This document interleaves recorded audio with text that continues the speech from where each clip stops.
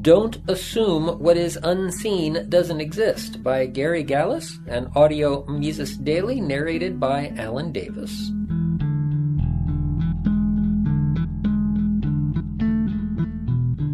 The use of the ceteris paribus, or other things equal, assumption is an essential aspect of economic education. It is an important caveat that helps make sense of a complicated world by clarifying the incentive stories that comprise the core of economics. Unfortunately, the often unthinking acceptance of that phrase has also provided an opening for misrepresenting economic reality in analyzing government interventions. That is because governments cannot change just one incentive. As a result, assuming certain other things equal, when those other things inherently cannot remain equal, provides cover for omitting adverse effects. At its heart, economics focuses on the implications of scarcity, which forces self-interested individuals to make choices.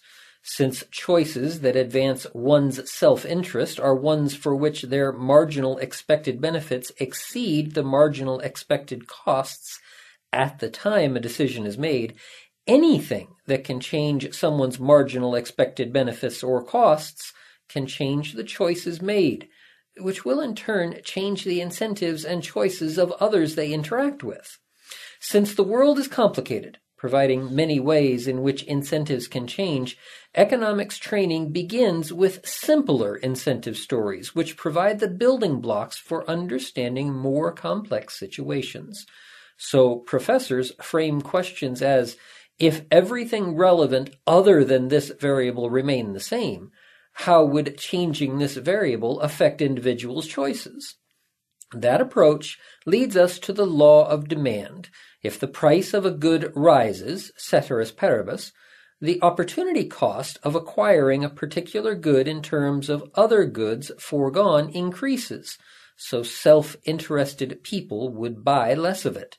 Similar assumptions also lead to the parallel law of supply. If the price of a good rises, ceteris paribus, the benefits from producing and selling it rise, making self-interested people willing to incur higher opportunity costs to do so, increasing the quantity made available for purchase.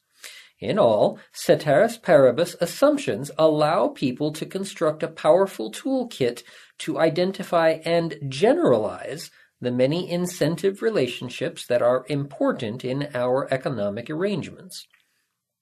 However, when people go from learning underlying economic principles, which other things equal is immensely helpful in clarifying, to the complicated real world, things get trickier.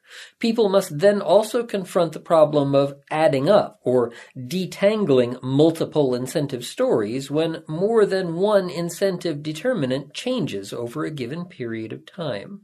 And training focus on what happens, assuming other things are equal, offers inadequate protection from confusion and error when other things are unequal. What if multiple incentive changes would alter, say, the price of X in the same direction, other things equal? For adequate analysis, one would first have to recognize all of the relevant changes, which is very difficult when the number of possible incentives that could change is always immense. Then tease out the effects of all of the other incentive changes.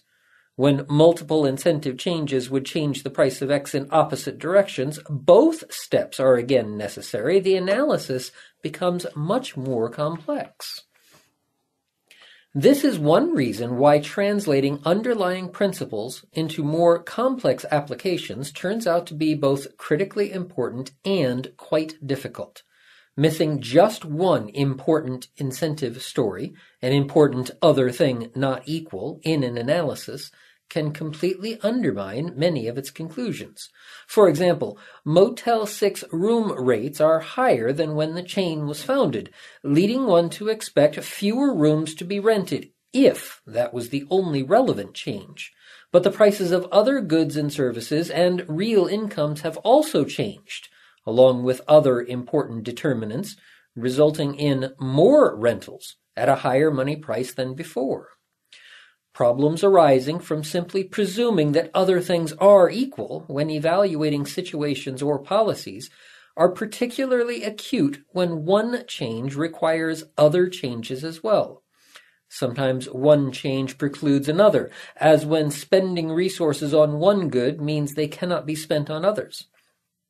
Sometimes one change requires other variables to change as well, as when government stimulus spending requires it to be financed via some combination of taxation, expropriation, borrowing, inflation, or default.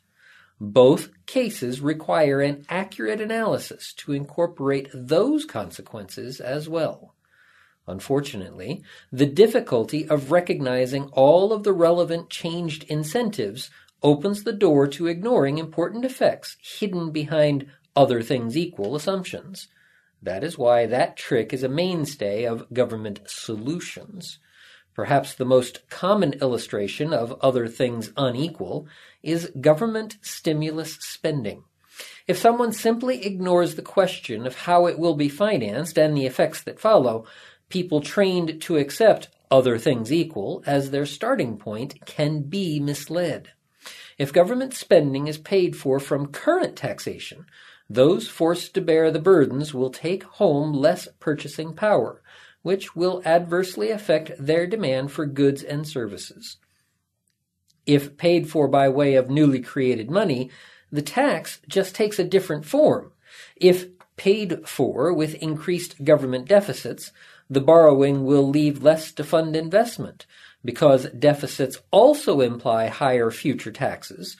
Whether to pay off or continue to fund the increased debt, they also crowd out future investment and consumption possibilities. Assuming that these other things will be equal when they cannot be guarantees inaccurate analysis. The supposed extra multiplier effects of such stimulus provide another things unequal example. Government spending is counted as creating added income and therefore spending, which creates more income, etc. But every iota of government-controlled resources is taken from someone. Therefore, there must be similar negative multiplier effects as well. But those can be overlooked when people don't question whether such other things are equal. Government regulatory interventions also suffer from ignoring other things that will be unequal. Price floors, such as the minimum wage, are promoted by portraying the issue as if you could just work for more money, you would be better off. But that assumes workers' hours and other terms of employment will remain equal. Unfortunately, mandating higher pay will reduce employment or worsen employment terms by reducing fringe benefits, on-the-job training, work conditions, etc. Further, overriding the market mechanism for allocating resources leads to a host of other adverse effects, such as increased discrimination. Similarly, price ceilings, such as rent control, are promoted by portraying the issue as if you could just pay less for rental housing, you would be better off. But that assumes renters' ability to find housing will remain equal. Unfortunately, mandating lower rents will reduce both the quantity and quality of housing available, as well as introducing other distortions.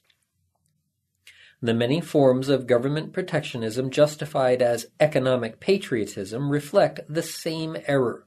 The issue is portrayed as U.S. producers versus foreign producers, so patriotism should lead us to favor U.S. producers. But protectionism does not leave other things equal. In particular, it harms U.S. consumers by taking away options they prefer, and patriotism does not justify helping some American producers beggar American consumers.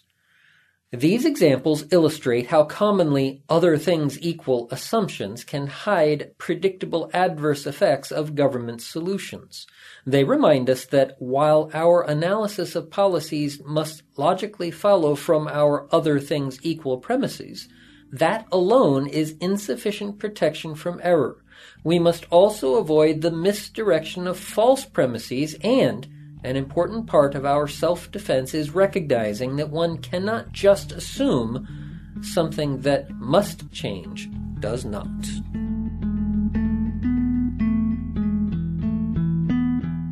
The Mises Institute hopes you have enjoyed this audio Mises Daily. For a world of free market literature, media, and discussion, please visit Mises.org.